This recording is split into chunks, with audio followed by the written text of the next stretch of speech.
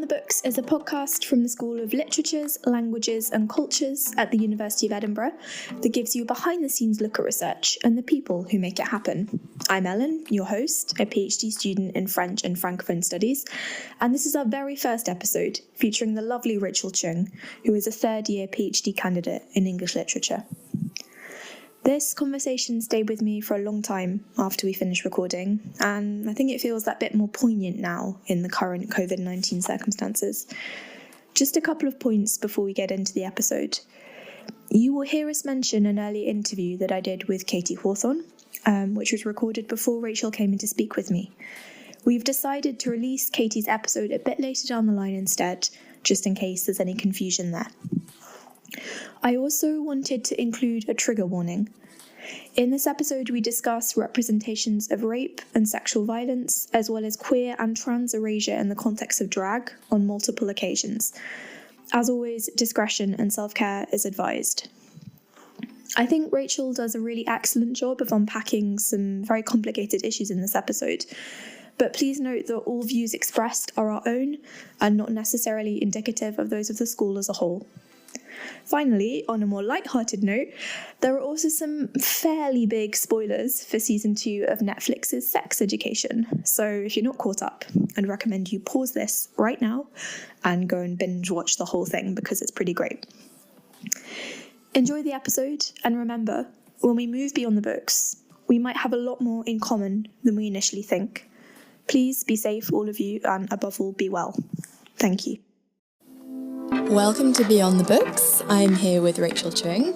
Rachel's a PhD candidate here in LLC, and she studies sexual violence in Shakespeare as performed by casts of all women. Rachel's research focuses primarily on productions directed by Philidia Lloyd, and she's working to combine the worlds of gender studies and the semiotics of theatre. Hello, Rachel.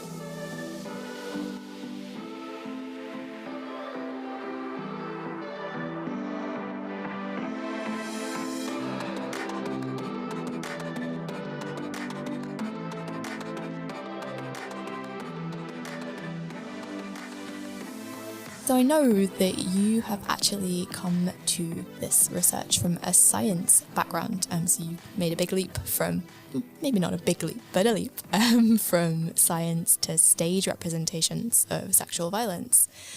Can you talk a little bit about that and how you ended up here in LLC? Yes, I absolutely can. So my undergraduate degree is actually in applied math. Oh, wow. I thought I wanted to be an engineer.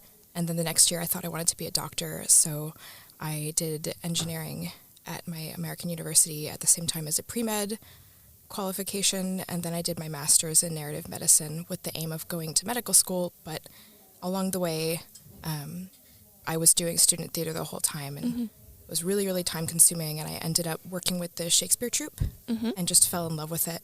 And so during my master's I focused on Shakespeare and medicine, and I discovered that I could just do that for my career instead. So here I am. That's really, really cool. I mean, did you always see yourself doing, I mean, you said you applied for pre-med, right? I don't really know the American system, but I'm guessing like that's what you need to be able to do practical placements, clinicals and things like that. Yeah, so in the US, you do 4 years of undergraduate, and then you apply to medical school, and you do 4 years of medical school. Okay. And then you do placements. So I never went to medical school, which would technically be grad school. Okay. So I did my undergrad, my master's, and here I am. Okay, so a caveat for the non-American listeners about how it works. So I guess my question was going to be, did you always see yourself doing academic research? But I mean, I guess you initially saw yourself doing medicine. Yeah, not at all. Yeah, everyone in my family is a doctor. And it's not that they never pressured me to be a doctor, but it was all I knew, and they all have very happy, healthy lives, and I was like, that's what I want. But then I discovered that if I went to medical school, that's exactly the opposite of what I would get to have. Yeah. Reading and the humanities were a hobby, and math was my career. But my professors during my master's encouraged me to think about a career in the humanities, not because I was particularly good at it, but because I seemed particularly sparkly talking about it. I get very excited about it.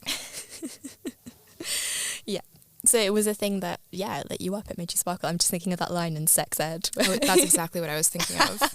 That my professor saw me talking about medicine, and he was like, Makes you that sparkle. boy doesn't make you sparkle. Yeah. I'm leaving that in. That's fantastic.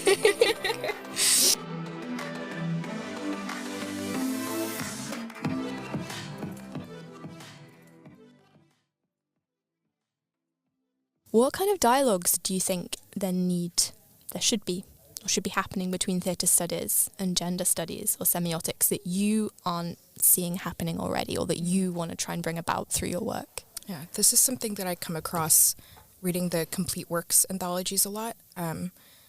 For reference, the complete works anthologies are published by big name publishers and edited by the equivalent of celebrity scholars in Shakespeare studies, and it's all of Shakespeare's plays put together, and they become the seminal texts for any undergraduate all the way through professional academic studying Shakespeare. And I was looking through one of the plays the other day, and I noticed that the editor had cut all of the stage directions that give any sort of indication of how the play should be performed or what it would look like. Why do you think they did that? I think it's because these volumes are designed for just English classes and just for literature angles. So I was thinking about it, and I realized that when I was performing Shakespeare at any level, I never noticed anyone reading out of one of the complete works, which is such a shame because they have such good, rich footnotes. The most important thing that English literature texts and performance texts can do is just talk to each other, and to keep each other in mind, particularly because they enrich each other. Do you think that, from what you're saying, it sounds like they've been kind of cut so that they're solely objects of study, and all we have is this kind of practical, metric, exam-focused vision of what these texts are meant to be? They're not meant to be performed and seen, they're meant to be read and consumed, and we lose a lot that way. Why is it important that we look at these texts as objects of performance, as things that are meant to be seen and felt? Like, well, what do we gain from that, in your opinion? Well, I think that it's the main difference between a play and a not play. Sorry. That's a good one. I should have read these in advance. The purpose of a play is to be seen. Yep. And on one hand, you could argue, the death of the author, et cetera, but like, why bother with that when we know that these are plays? And studying the play as just a literary text is like eating just the appetizer of a meal. And why would you do that? Why would you do that? No, exactly. It's like a lunch portion. Exactly. You've got so much more on offer. No, I completely agree. I'm hungry. I want a main course. Is that what you guys call appetizers? I never know the difference. So the appetizer, and then the main course is like the entree. Oh, yes. Mains. So Starters confusing. and mains. Appetizers and entrees. So confusing. code switching. Obviously in French, entree is starter, so it's just a weird... true. Yeah, mind blown. I was really struck when I was reading your bio by the use of the word redressing. Because for me, I think that brings about connotations of redressing both as an act of restoring justice and an idea of transforming in disguise. And it made me think that in the light of movements like Time's Up and Me Too, to what extent are the performances that you study both a form of restorative justice and kind of a literal way of disguising? And why is it important that we make a shift in our addressments to all female casts? That's a great question. So the reason that I called the project Redressing Rape is, the sort of punny use of the word first in the cross-casting and cross-casting, little local accent coming out there, and the cross-dressing, but as you said, also this restorative justice idea. But one of the more interesting things that I've read in like a dramaturgical note in the program for Richard II at the Globe recently, which was all women of color. Of course, people are going to ask why they've chosen to do this. And the answer that they gave in the program basically amounted to because we felt like it.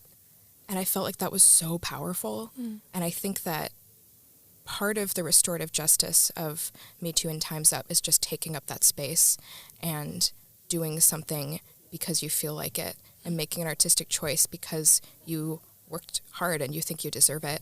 And the fact that these women casts shouldn't feel the need to constantly justify their existence, I think that that's so, so important. So that's why I've chosen that word. The first one that I found was actually through the director of Philida Lloyd, Right. whom you mentioned. And that was actually more incidental than anything, as I went to see The Taming of the Shrew at Shakespeare in the Park in 2016, and she had on an all-women taming, which I just said. And what I didn't know at the time was that it was kind of a reiteration, a revival of a production she had done in 2003. And later, when I went back to view that production, I noticed it was pretty much all white women. And in the iteration in 2016, Catherine was played by a woman of color, which was clearly intentional and very thoughtfully done. And the production was so galvanizing. And I came out of it, and the male theater friend that I went with was like, that was so funny. I have so many ideas for how I would want to do this. Like, it's so witty, and Catherine's so funny. And I was traumatized. Like, I couldn't even express like what had been awakened.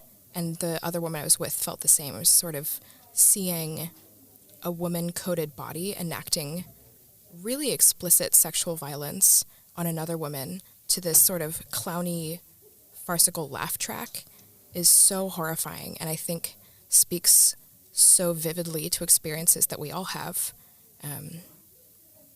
And prior to seeing that play, I had kind of written off Taming of the Shrew as like, there's no point in revising it because you can't fix it. You can't change that it exists.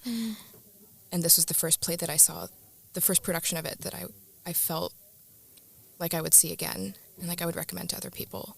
So I started following Philida Lloyd, and I found that she had directed a series of all-women productions at the Donmar Warehouse in London that later transferred to Brooklyn, which I think is what you mentioned. Okay. And I saw I caught the tail end of the series. I saw The Tempest. So I wrote my master's dissertation on that series, and then coming here, I started with that trilogy, the Donmar trilogy, as my entry point. But since then, I've tried to focus on more women of color directors and sort of escape the like London stranglehold on contemporary Shakespeare. But it's difficult. It's interesting. I had Katie Hawthorne, who you know, as a guest on this podcast, and one of the things we were talking about and thinking about is how city cultures themselves shape, the culture of the play. Oh, she's so smart. Oh, she is. Hi, Katie. But also, I guess, practically speaking, the availability of, women and women of colour and performers who can be cast.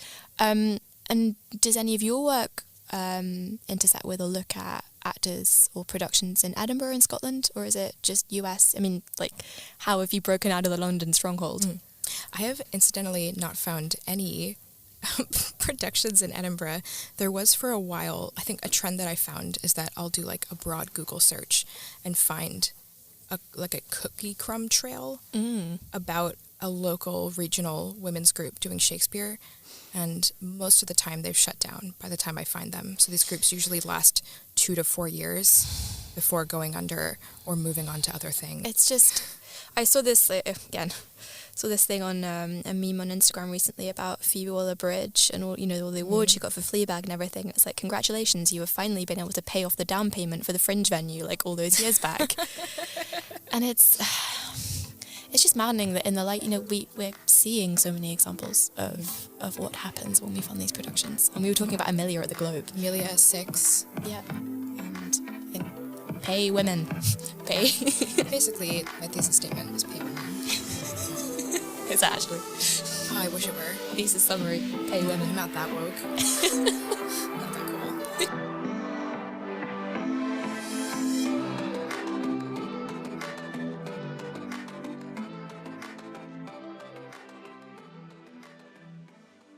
We've talked about this kind of informally, but I wanted to bring it up again.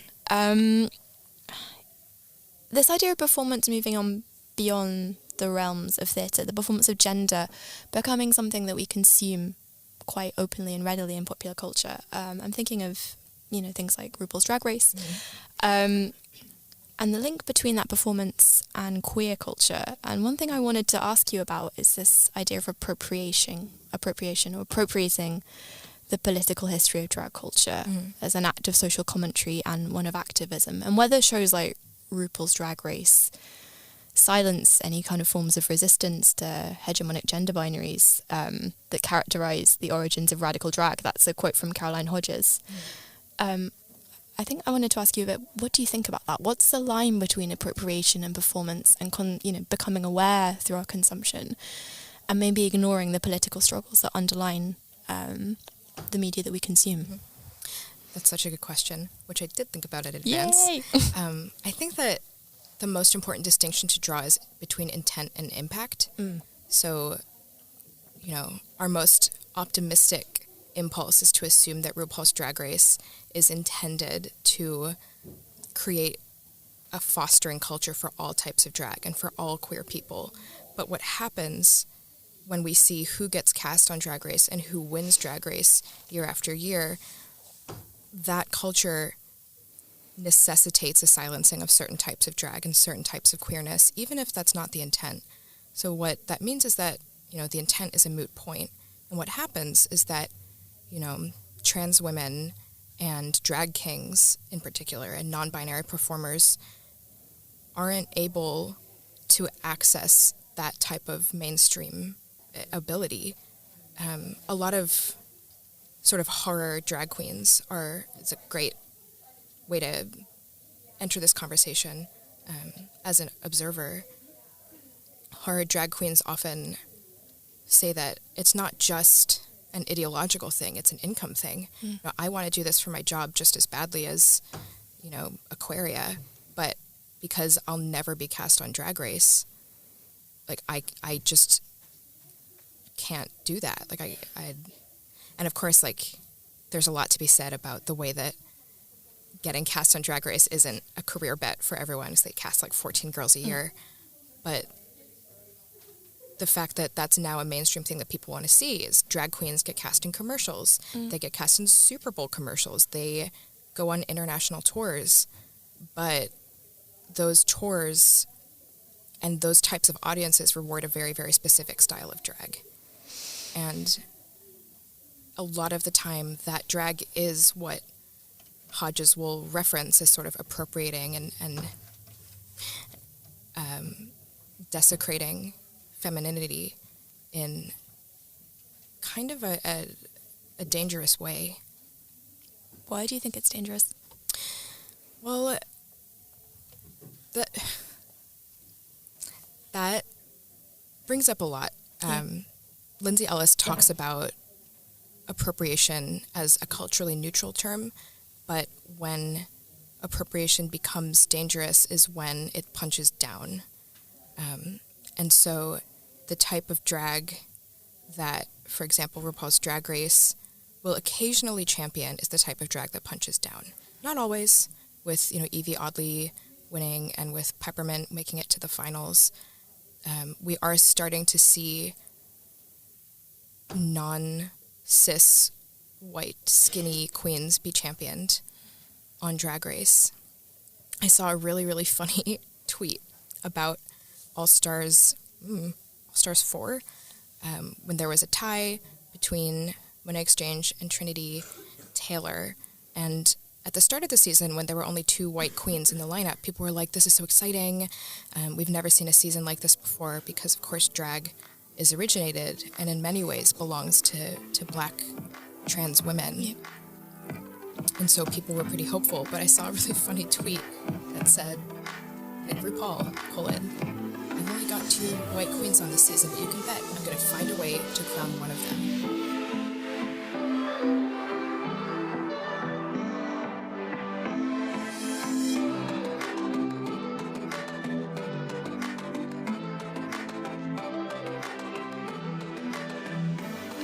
It's the same thing, kind of that, the violence of absence and erasure that loops back around. Right.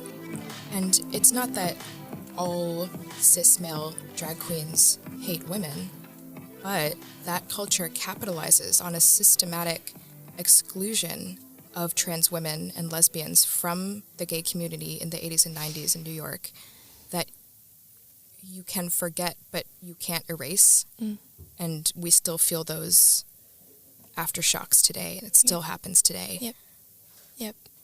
Even in, and again, coming back to your previous point, even in safe spaces, I'm using air quotes that our listeners can't see, safe spaces like performance spaces, theatres, venues.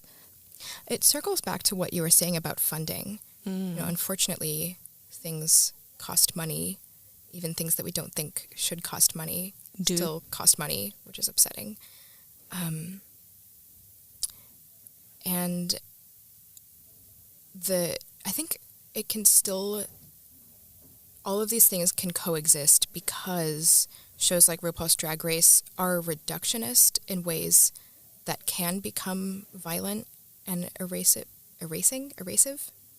but not necessarily. And with the advent of shows like Dragula, with the sort of resurgence, continuation of the ball scene internationally, I think that there are communities out there that are working really, really hard to be inclusive and to be mindful and to remind participants and observers that drag comes from trans women of color.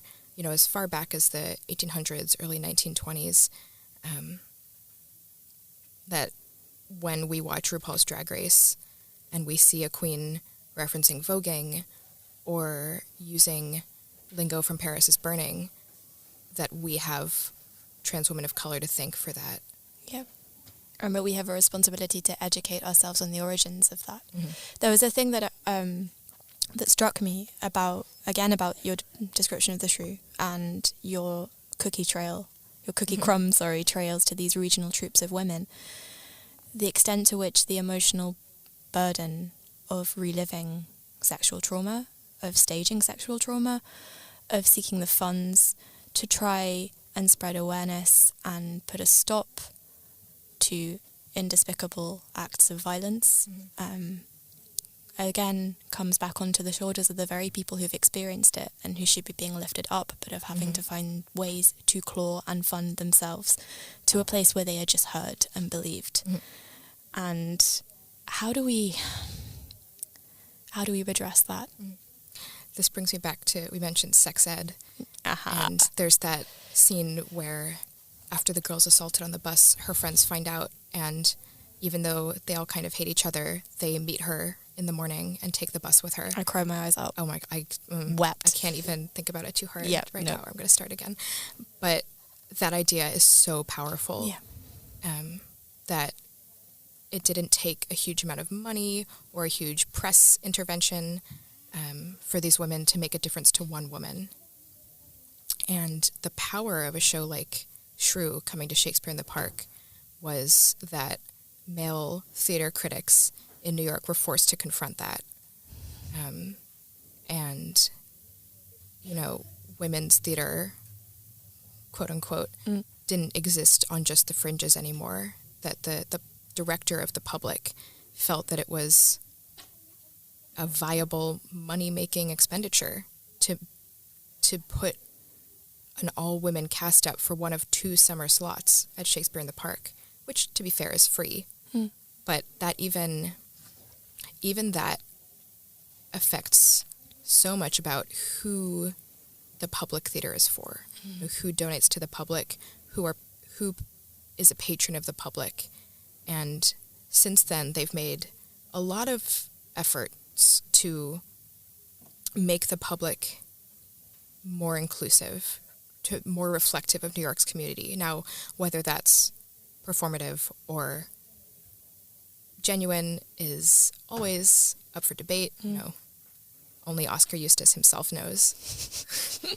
But I think that we can point back to shows like Shrew, 4 years ago now, and identify a noticeable shift in who Shakespeare in the Park is for.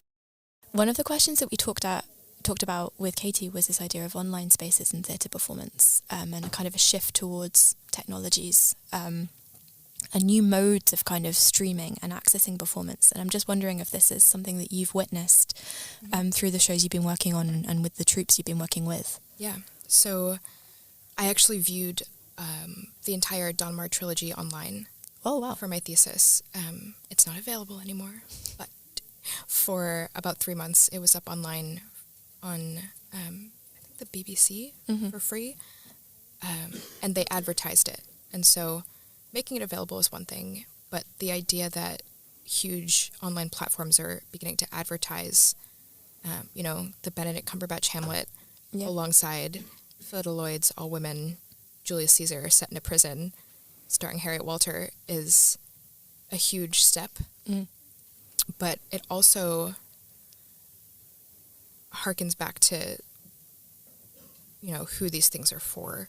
And something kind of depressing that I found in my survey of all of these productions is that the most successful ones, meaning the ones put on by big-name theater companies, the ones that get huge reviews and get recorded and broadcast, almost always, if not always, star a famous white woman who has already had a career. And then very often, like in Taming of the Shrew, in the Donmar trilogy, those actresses are supported by other women of color who are less famous. And then those white actresses who star go on to write books about it, or win Oscars for other things, or have won Oscars for other things, whatever the case may be. But what I found is that productions who are doing a thing with people of color, with all women, feel the need and are in many cases forced to include a marketing hook, like Harriet Walter, like Janet McTeer. It makes me think about how this crazy musical in New York called Natasha Pierre and the Great Comet of 1812 had to hire like Josh Groban to be in it to get people to come to it, which worked. It was incredibly popular. That was me raising my eyebrows in the back. He was good. Okay. Like, good, question mark? Good. He was good. But if you're thinking about like the Donmar, the National Theatre, and the Globe, these three houses figure themselves as quite progressive. And so any erasure of poor people, of women of color, of queer people that is necessary for them to be seen, they write off as a necessary expenditure because they're woke. So they can't, like, they're doing their best. Whereas in New York, they're like, oh, well, no one's going to come see this if you don't hire Josh Groban, so you might as well suck it up. I love the accent. Thank you. Thank you. Can you tell I used to act?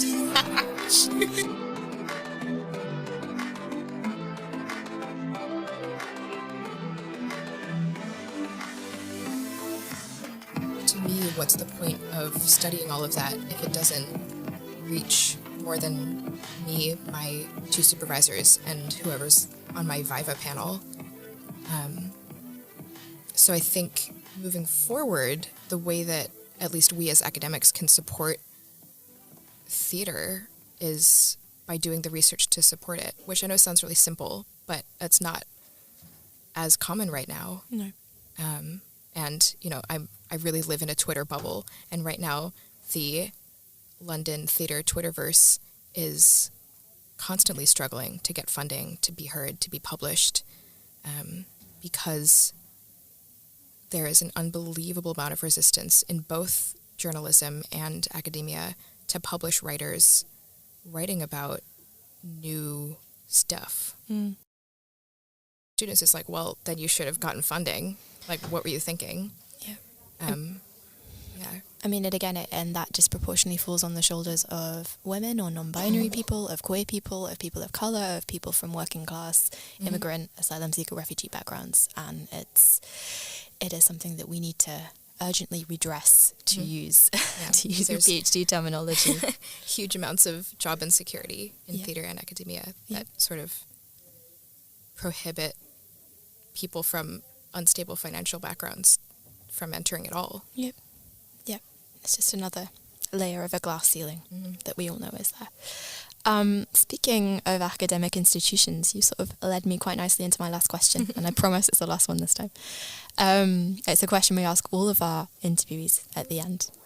If you could go back in time and talk to first year PhD Rachel or pre-first year PhD Rachel, who was maybe kind of in medicine but thinking that she just loved theatre and it was the boy that made her sparkle, what advice would you give her?